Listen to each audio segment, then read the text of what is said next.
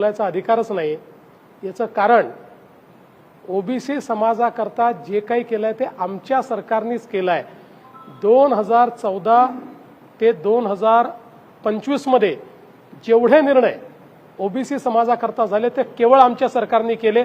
ओबीसीचं वेगळं मंत्रालय आणणारे आम्ही, ओबीसी करता योजना तयार करणारे आम्ही, महाज्योती तयार करणारे आम्ही, या ठिकाणी 42 हॉस्टेल ओबीसी करता देणारे आम्ही, आणि सगळ्यात महत्त्वाचं की उद्धव ठाकरेंच्या सरकारने ओबीसीचं घालवलेलं राजकीय आरक्षण हे परत आणणारे आम्ही, आणि पूर्ण 27% पूर्ण ओबीसीचं आरक्षण परत आणणारं आमचं सरकार आहे। त्याच्यामुळे ओबीसीला हे समजतं की त्यांचं हित पाहणारे कोण आहेत। यापूर्वीच्या कोणत्या सरकारने ओबीसीचं हित केलं? मी दाव्यानं सांगतो की माझ्याशी खुली चर्चा करून घ्यावी।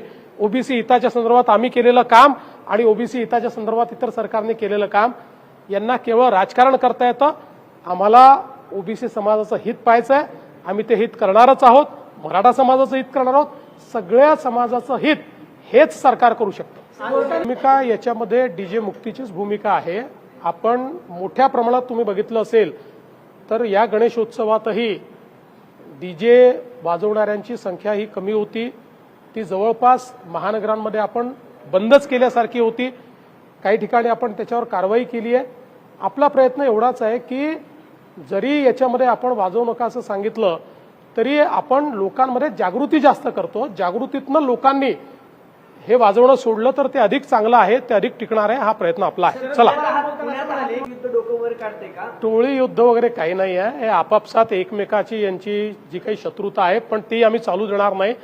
कोणीही डोकं काढलं तर त्याचं डोकं कसं खाली करायचं आम्हाला माहिती आहे। शरद पवार साहेब बोलताना असं म्हणाले की राज्याची एकेची वीण जी आहे ती उसवली जाते, आम्ही वाटेल ते प्रयत्न करून मात्र हे करू देणार नाही। आणि आज त्यांच्या शिबिरामध्ये पिवळ्या रंगाचे झेंडे असतील किंवा रंगाचा वापर करण्यात आला। वर्तमानपत्रामध्ये तुमच्या विरोधामध्ये जाहिरात देण्यात आली की देवा तूच सांग, जी वर्तमानपत्रामध्ये जाहिरात देण्यात आली। आपल्याला माहिती आहे पवार साहेब कशा करता प्रसिद्ध आहेत।